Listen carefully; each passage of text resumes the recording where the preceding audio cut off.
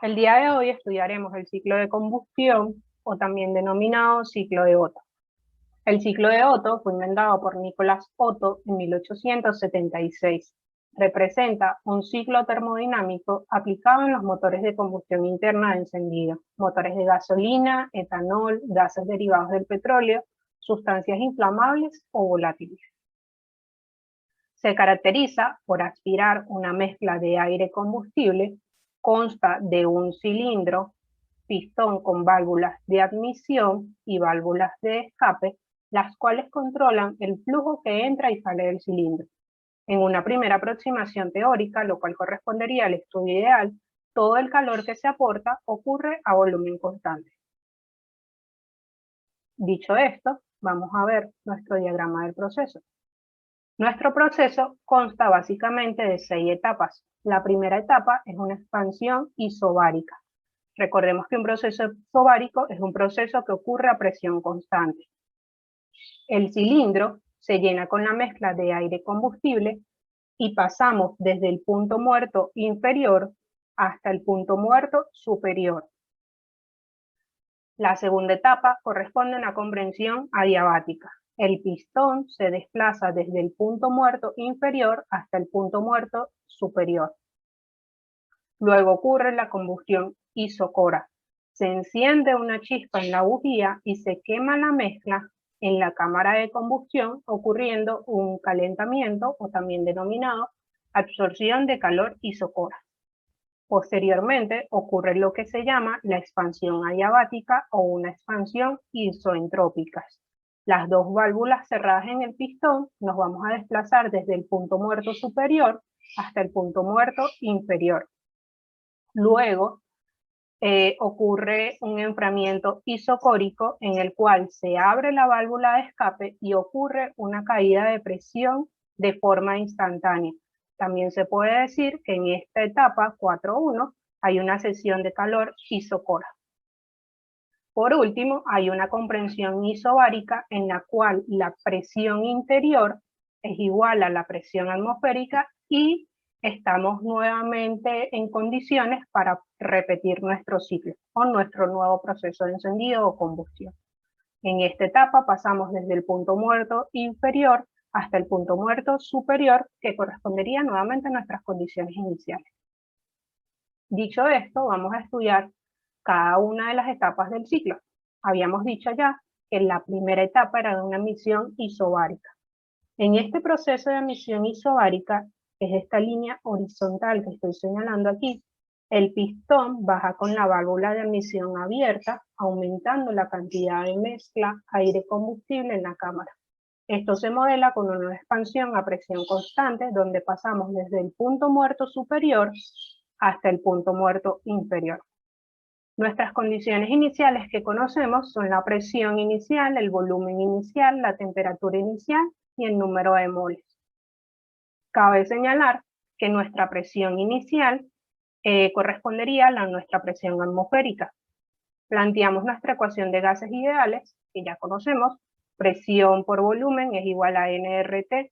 Despejamos nuestro volumen inicial y vamos a tener que eso es igual a nRT1 sobre P1. Como estamos en un proceso isobárico, eso significa que ocurre presión constante. Podemos plantear perfectamente que T2 sobre T1 es igual a B2 sobre B1, y así conocemos nuestra temperatura en el punto 2, que sería aquí en el punto muerto inicial.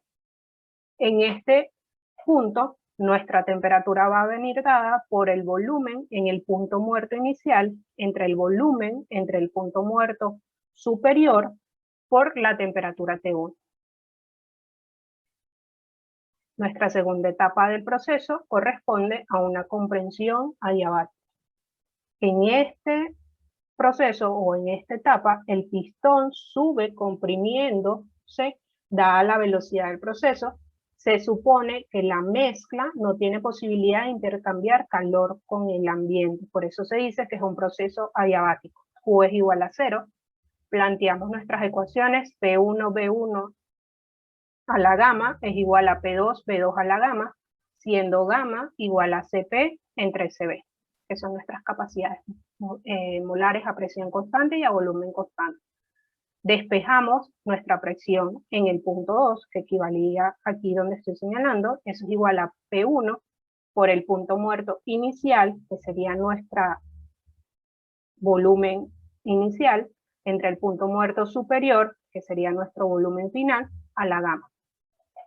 Según nuestra ecuación o nuestra primera ley de la termodinámica, nosotros sabemos que la energía siempre va a ser igual al calor más el trabajo. Como es un proceso adiabático, el calor es igual a 0. En consecuencia, nuestro trabajo en la etapa 1-2 va a ser igual a la variación de energía en la etapa 1-2, y eso equivale al número de moles por Cv por la variación de la temperatura, que en este caso sería T2 menos T1, temperatura final, menos temperatura inicial. La entalpía viene dada por variación de energía más NR, variación de temperatura. Como es un proceso adiabático, en esta etapa o en la etapa 1-2, la entropía es igual a 0. No tenemos intercambio de calor en el proceso. La tercera fase del ciclo corresponde a una combustión isocórica. Como es una combustión isocórica, estamos aquí, pasamos de 2 a 3. El pistón está en su punto más alto. Se induce una chispa desde la bujía y el calor generado en la combustión calienta bruscamente el aire, en el cual ocurre un incremento de temperatura a volumen constante. Nos seguimos manteniendo en el volumen en el punto muerto superior. Como es un proceso isocórico, es volumen constante, planteamos T3 sobre T2 es igual a presión en el punto 3, entre presión en el punto 2. Así P3 es igual a T3, T2 por P2. Conociendo que B2 es igual a B3, planteamos nuestra primera ley de la termodinámica y vamos a tener que la variación de energía en el punto 2,3 es igual al calor en el punto 2,3 más el trabajo en el punto 2,3. Estamos en esta línea vertical entre 2 y 3. Como es un proceso isocórico, nosotros sabemos que la variación de volumen va a ser igual a 0, en consecuencia nuestro trabajo es igual a 0. Dicho esto, nuestro calor en el punto 2,3 va a ser igual a la variación de energía en el punto 2,3, y eso es igual al número de moles por Cv por la variación de la temperatura. La entropía vendrá dada por la variación de energía en el punto 2,3 más nRT o variación de T, que sería T3 menos T2. Nuestra entropía viene dada por NCV logaritmo de T3 sobre T2 más NR logaritmo de B3 entre B2. Sin embargo, como es un proceso isocórico, B2 es igual a B3, en consecuencia, este logaritmo se cancela, o esta parte de la expresión de la ecuación es igual a 0, y así nos quedaría que la entropía en la etapa 2,3 equivale a NCV logaritmo de T3 sobre T2. La cuarta etapa ocurre una expansión adiabática. Como es un proceso adiabático, sabemos que Q es igual a 0. Estamos aquí en esta curva entre 3 y 4. La alta temperatura del gas que ocurrió aquí en el calentamiento empuja el pistón hacia abajo realizando trabajo sobre él. Entonces planteamos perfectamente que P4B4 a la gamma es igual a P3B3 a la gamma, recordando siempre que gamma es igual a Cp entre Cv. Despejamos nuestra presión en el punto 4 y nos quedaría expresada en función de la presión 3 por el volumen en el punto 3 entre el volumen en el punto 4. Recordando que el volumen en el punto 3 equivale al volumen en el punto muerto superior y el volumen en el punto 4 equivale al volumen en el punto muerto inferior.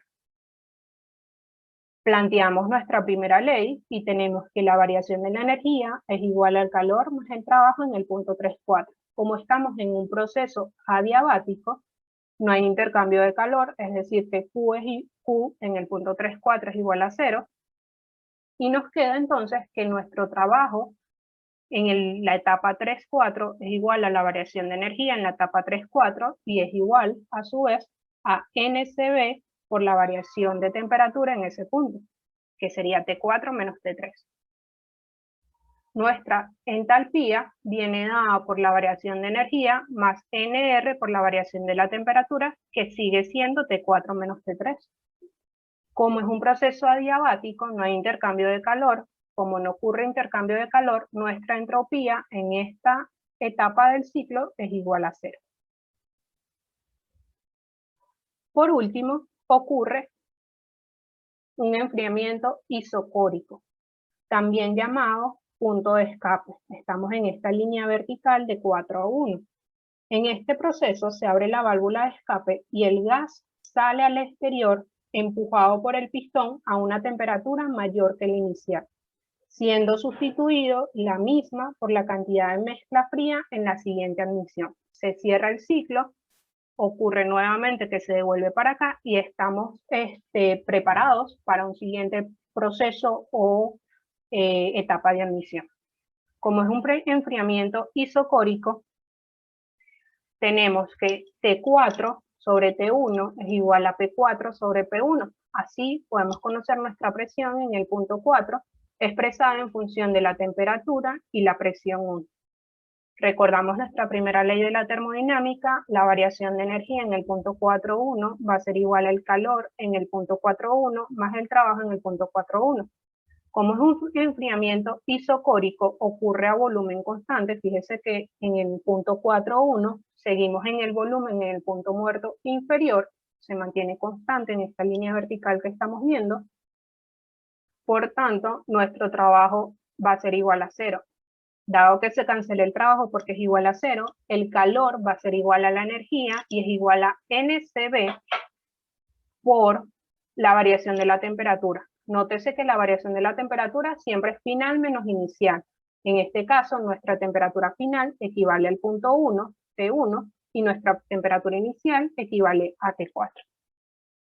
Así, la entropía en el punto 4.1 va a ser igual a NCB logaritmo de T1 entre T4 más NR logaritmo de B1 entre B4. Sin embargo, como es un enfriamiento isocórico, ya habíamos dicho que el volumen 4 es igual al volumen 1, es decir, que esta expresión se cancela y nos quedaría que la entropía en el punto 4.1 va a ser igual a NCB por el logaritmo de T1 sobre T4.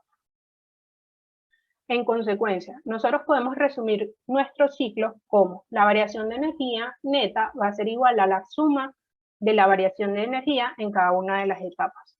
El trabajo neto, de forma análoga, es la sumatoria de cada uno de los trabajos en cada etapa, recordando que el trabajo 1,2 es igual a 0, al igual que el trabajo en el punto 3,4.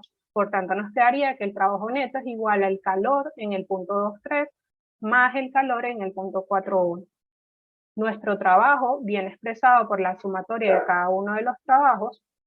Yo saqué factor común NCB y eso nos quedaría como NCB que multiplica T3 menos T4 menos T1 más la sumatoria del trabajo T1. Si nosotros desglosamos esto en cada una de las etapas estudiadas, nos vamos a dar cuenta que en efecto equivale a esta expresión.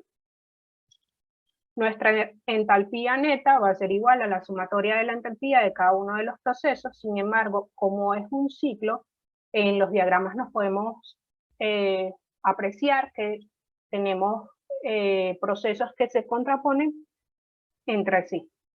La entropía neta va a ser igual a la sumatoria de la entropía de cada uno de los procesos, recordando que la entropía en el proceso 1,2 se cancela, al igual que la entropía en el proceso 3,4, porque ocurre en procesos adiabáticos. En consecuencia, la entropía neta va a ser igual a la entropía en el proceso 2,3 más la entropía en el proceso 4,1. Una vez estudiadas todas nuestras etapas de nuestro ciclo, podemos saber cuál es la eficiencia del ciclo. Sin embargo, cabe señalar que el ciclo analizado corresponde a la idealización del proceso. Se asumió que la sustancia de trabajo es un gas ideal y no una mezcla de aire-combustible como ocurre en la realidad. Al analizar el ciclo de Otto, nosotros podemos despreciar en el balance los procesos de admisión y escape que ocurren a presión constante.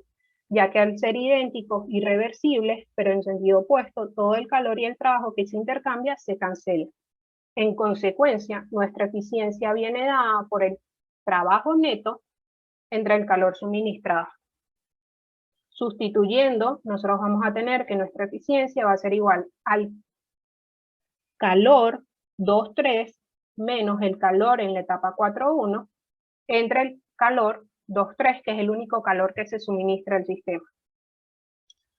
Si reescribimos esto, vamos a tener que es igual a NCB T3 menos T2 menos NCB T1 sobre T2. Si yo saco factor común NCB y simplifico, me va a quedar la eficiencia es igual a T3 menos T2 menos T1 menos T4 entre T3 menos T2, que a su vez es equivalente a 1 menos T1 menos T4 entre T3 menos T2.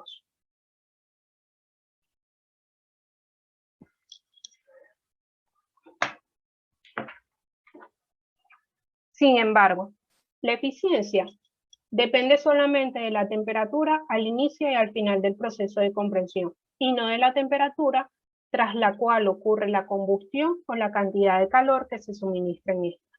En consecuencia, yo me voy a basar en la ecuación de Poisson para reescribir la eficiencia en función de un factor de comprensión que realmente son las etapas que me está aportando a mí información relevante del sistema. Entonces, de la etapa 1,2, yo puedo escribir, usando la ecuación de Poisson, que T1B1 a la gamma menos 1 es igual a T2B2 a la gamma menos 1. De la etapa 3,4, de forma análoga, T3B3 a la gamma menos 1 es igual a T4B4 a la gamma menos 1. Despejo T4 y voy a tener que T4 es igual a T3 por B3 sobre B4 entre gamma menos 1. Sin embargo, como es un proceso que ocurre a volumen constante, fíjense aquí, mi volumen 3 equivale a mi volumen 2 y mi volumen 4 equivale a mi volumen 1. En consecuencia, yo perfectamente esto lo puedo escribir en función del mismo volumen o de la misma relación. En vez de escribir B3 escribo B2 y en vez de escribir B4 escribo B1 porque son exactamente el mismo volumen, para así establecer una relación de comprensión. Yo defino R como B1 entre B2. De esta manera, teníamos que nuestra eficiencia está expresada en función de las temperaturas. Si yo en lugar de escribir T1, T4, T3 y T2, lo escribo en función de los parámetros ya despejados, me queda que la eficiencia va a ser igual a 1 menos B2 sobre B1 a la gamma menos 1 por T3, menos B2 sobre B1 a la gamma menos 1 por T2, todo esto dividido entre T3 menos T2. Convenientemente yo saco factor común, B2 sobre B1 a la gamma, menos 1 en el numerador, de manera de que yo pueda simplificar este T3T2 con este T3T2. Entonces me quedaría que la eficiencia es igual a 1 menos B2 sobre B1 a la gamma menos 1. Sin embargo, recordemos que yo definí R como mi factor de compresibilidad igual a B1 sobre B2. Entonces lo que hago es invertir la relación, reescribiéndola como 1, nuestra eficiencia va a ser igual a 1 menos 1 sobre B1, B2 a la gamma menos 1. Dicho de esta manera, para no escribir B1, B2, lo sustituyo por R, que fue mi factor ya definido, y me va a quedar que la eficiencia va a ser igual a 1 menos 1 sobre mi factor de compresibilidad elevado a la gamma menos 1. Para cerrar, podemos afirmar que un motor de combustión representa todo tipo de máquina que obtiene energía mecánica directamente de la energía química, producida por una combustión generada en dicha cámara. Esto es todo por hoy, nos vemos en el siguiente video.